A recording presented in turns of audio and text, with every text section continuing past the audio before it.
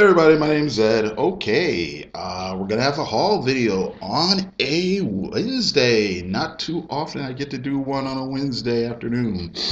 Um, let's see here. It's gonna be a short week. I didn't get too much news stuff. Oh, but before we do anything else, I just want to say thanks to all the people who like subscribed to me very recently. I can only guess or give credit to probably Howler Mouse. I know he mentioned my name on his stream a few days back, and it just seemed like after that, I've got some new subscribers and stuff. So thank you to Howler for mentioning me, and thank you to everybody that subscribed. Okay, today's beer is going to be, what is this? This is, can you read that? Kolbitz. Kolbitzer. Kolbitzer. It is finest German quality. And I can't read this. Heidi Brauerei Pills. So, let's see here. Cheers. Oh, it's not bad. That's pretty good. All right. Okay, so first thing I got is Sentry number 4, guest starring Cosmic Ghost Rider. Um, I don't know. I think I read somewhere the rumor is this is actually going to be ending by the fifth or sixth issue, so we'll see about that. Um, yeah, we'll see. We'll see. But the story's pretty good so far. It's the whole thing with Bob, who's the Sentry. He's living in our reality, and the only way he can kind of keep himself under control is by going into this kind of pocket reality where he can be the Sentry, but somebody has gotten a hold of the device that lets Bob go in and out of that reality, and that person wants to kill Bob and take over as the Sentry. So it's been pretty it's been pretty decent, pretty okay so far. So I'm all right. Man Eaters number 1. I have no idea what this comic book is about. Just bought it because Chelsea Kane is the writer, and I just thought I'd give it a chance. The art looks pretty interesting. I know she was supposed to do a Vision miniseries, uh, but I guess that project got canceled. So I think it just had something to do. I don't know exactly. I think it had something to do with what they were going to do in the miniseries wasn't going to fit what they were going to do in regular Marvel continuity or something like that. I don't know, but anyway, I decided I'd give this comic a chance. Charlie's Angels number 4. Not a deep comic book at all, but lots of. It's just kind of a goofy, fun romp, and it's okay for what it is. So the only thing I the only problem I have with it, problem in quotation marks, is that I wish the artwork were just a little bit tighter. You know who could have done a really good job on something like this, considering what it is? If they had got somebody like Terry Dotson to do it, then this comic book would have been awesome. But okay. Uh, Heroes in Crisis number 1. This is a variant cover. I wasn't gonna get this at first because I was like, oh yeah, another crazy event comic, and oh somebody's gonna die and all that sort of stuff. But I thought, you know what, I'll give it a chance. I've liked some of the writing that Tom King has done, and his art looks pretty good. So I mean, so many people are just like dumping on it just because they're pretty cynical. And I'm pretty cynical myself with these events and these shock deaths and all that sort of thing. But I'm gonna give it a try. I'll give it a chance. I did flip through it, and I know who who dies, and you know what? It's seems to be somebody who's already been put through a ringer before once, and somebody who's actually died before. So, ooh. But you know what I mean. I'll just read it. But if it's a good story, I'll just read it just for the fun of reading a good story. The whole thing about, well, this isn't news to anybody that's been reading comics for a while, but death and resurrection and all that stuff. It's pretty in superhero comics at least, or I should say in like the mainstream DC and Marvel universes. It just completely. I can't think of anything that matters less. Nothing matters less than that somebody died. But that's okay. If it's a good story, we can still have fun with that. Also got Scarlet #2, Brian Michael Bendis. Um, yeah, what's this? About 3 weeks ago, we're back to his kind of political thriller thing. We'll see. I think this is supposed to be just a mini series. I don't think it's supposed to be an ongoing. So I don't know. I might stick with it. I might not. It depends on how I feel after this issue. Maybe I'll give it one more. But all right. And I got some back issues. Got some 50 Cent comics. Lucked up on a random issue of Shaolin Cowboy. All right. It's crazy art by Jeff Darrow.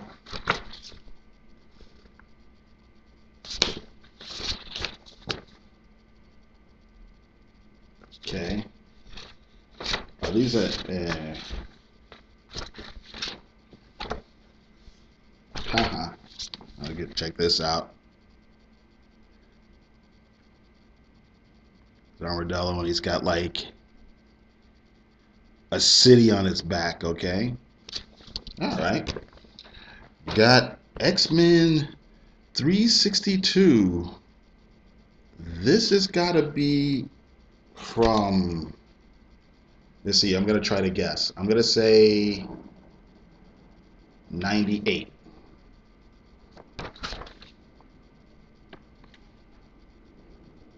Oh God, I cannot read this. 98 though, right?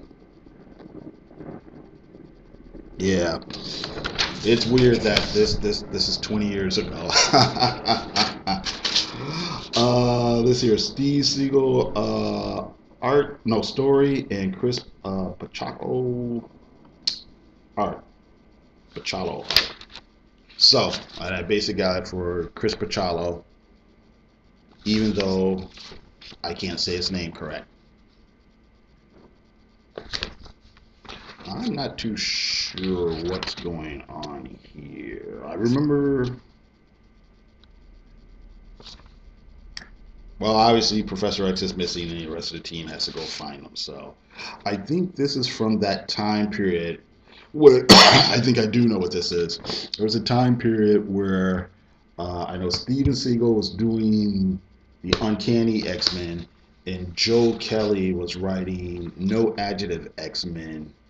And I remember them quitting, and they did an interview with like Wizard magazine or something, and they were just basically saying that working on the X-Men, you're really just a hired help on the X-Men. You're not the creative talent or whatever. They basically say these are what the stories are going to be, and that's that. They would have their stories rejected, and the editors would come in and say, "Oh no, we already have all the plots figured out. We need you to come in and just put dialogue in or whatever." And and basically they just left because they felt they weren't allowed to be creative on it. And that's pretty much how it was with the X-Men then, and rumors it's pretty much how it is now. With a few exceptions. I mean, you're not allowed to put your new spin on it or whatever. You're there to make the donuts. I mean, I get why that was then, and I get why it is now. I mean, the X-Men is/was Marvel's biggest franchise, and they didn't want to mess with the formula or whatever. So, but yeah, it is what it is. This is Barracuda miniseries, spinoff of Punisher Max. So it's Garth Ennis, and the art is Goran Parlov, and I don't know too much about this character other than he's like some crazy mercenary dude, and this is interesting here because I don't know. Because if this character here is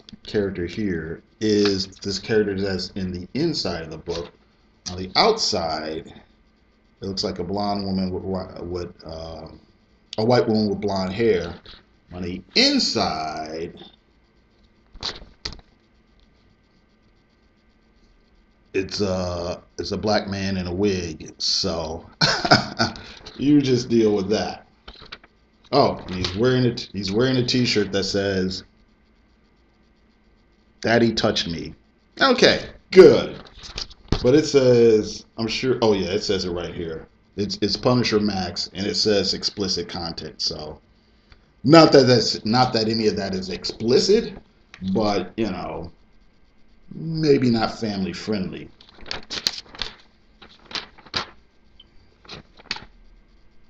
Yeah, my man's got his grill here. And written on the inside, it says "fuck." So there you go. There's some explicitness for you. And here, I don't even know if I should show this. This is kind of funny, but yeah, I'm not going to show that scene. And here's some violence. I'll show the violence. I won't show the compromising sex position though, because because uh, Wildcats number 4. This is I have random issues of the Scott Lobdell of this run. Scott Lobdell was the writer, and when it launched, it was going to be um, Travis Tress. I can't say his name. Oh, it looks like he did some of the art here, but at towards the end of that run, those guys ended up leaving. First Travis left, and then Scott Lobdell left, and then it got reworked into like Joe Casey's run. So that's some pretty cool art by Travis, right? And then here, this is a different artist here. This is definitely a different artist here. Good art still, but different person.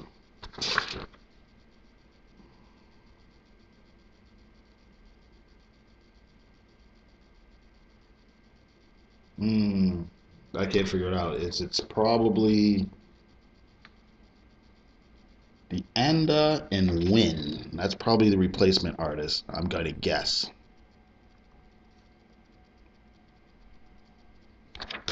All right.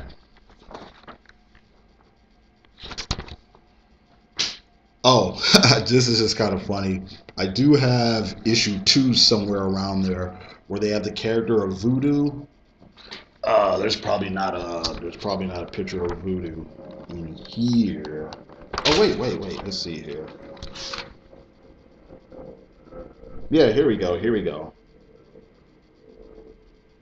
Here's an ad for a different Wild. Oh, here's an ad for Alan Moore.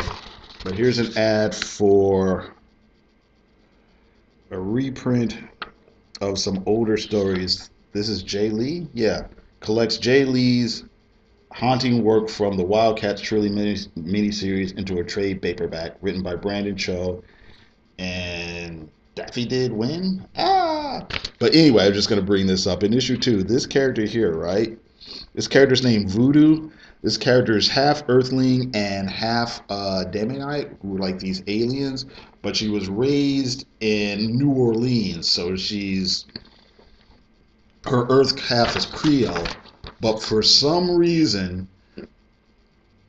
Scott Lobdell wrote her as with this like Latina accent, like he didn't know. I'm like, did he like not read the comics that he took over? Not that this doesn't happen a lot, but it's just funny. It's not even a bad comic book, but it's like she's going around calling people chica and stuff like that.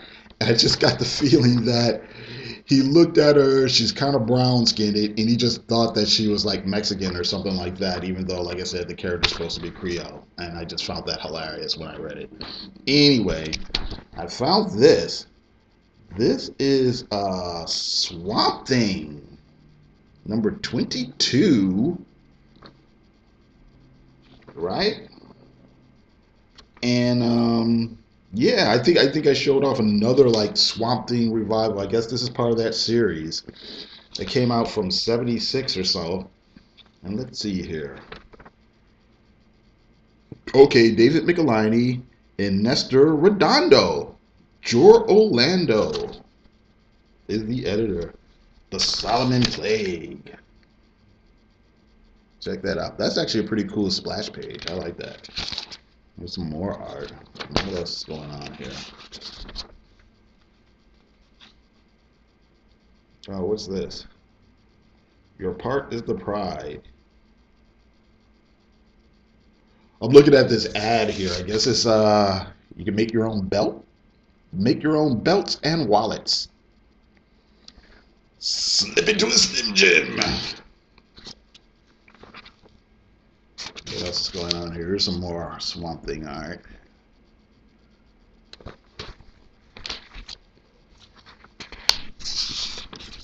Alright. Oh, let's see here. Let's see here. Oh, this is interesting. Here's a public service announcement. It doesn't say, but it looks like this art is by, uh, it looks like it's probably Neil Adams. And he's basically telling these kids why they shouldn't vandalize stuff and spray graffiti.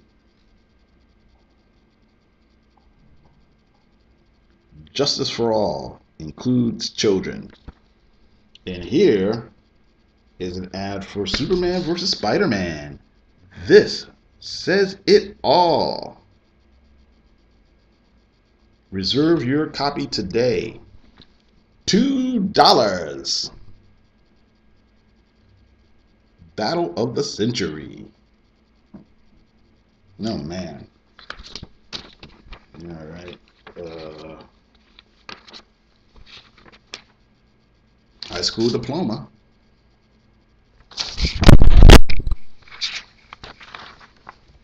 Okay. And have a super year.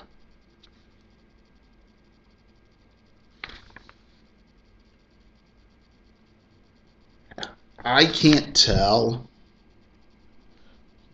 but if somebody made me put money on it, I would guess that this art for this calendar is probably Jose Garcia. Jose Lopez Garcia. Garcia Lopez. It was like Jose was like like DC's in the mid 70s. Jose was like DC's guy that would do like all their commercial art for them, and like John Romita Sr. was that guy over at Marvel. Like any like clip art or decal art or anything like that, T-shirt art, stuff like that for Marvel Comics. Like I said, John Romita Sr. was doing it, and Jose Garcia Lopez was doing it for DC. So anyway, let's see. I got a couple more things here. All right, JLA number 7. This is from the first Grant Morrison run of JLA. Something called My Faith in Frankie number 2. This is a vertical comic. I have no idea what it is. It just looked wacky and zany, so I decided I'd just give it a shot. It looks like a little comedy thing with some maybe supernatural overtones or something. Oh, hey. Ad for Alias. Alias, the TV show.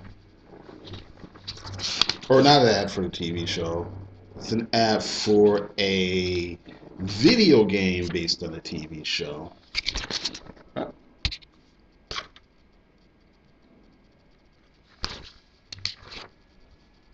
right, some more art. All right, and last couple of things I got here. Ugh. Look like preview type things.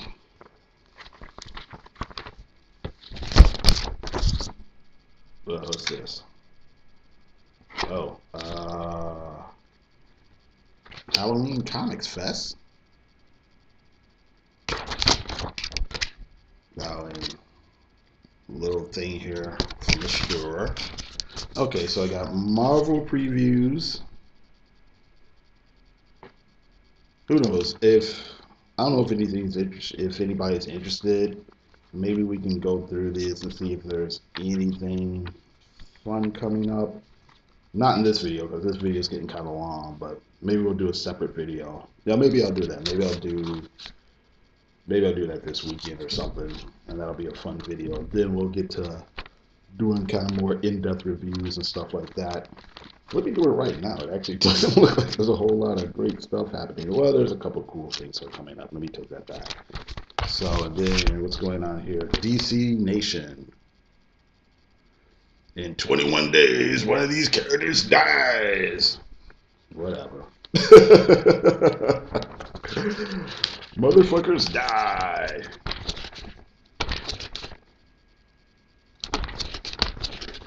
Yeah, maybe we'll do that. That might be fun. We'll, excuse me. Let's do a video where we go through these previews or something. And la-di-da. Oh yeah, I forgot about this. Grant Morrison's supposed to be doing. It was going to take a stab at Green Lantern. So, oh, I'll show you this. This is a cool drawing, cool illustration of Wonder Woman. That's pretty awesome. All right. So, yeah, that's it. Yeah, that'll probably be the next video. We'll go through these previews, and that might be fun. So, okay, that's it. Thank you very much for watching. You guys have a good day.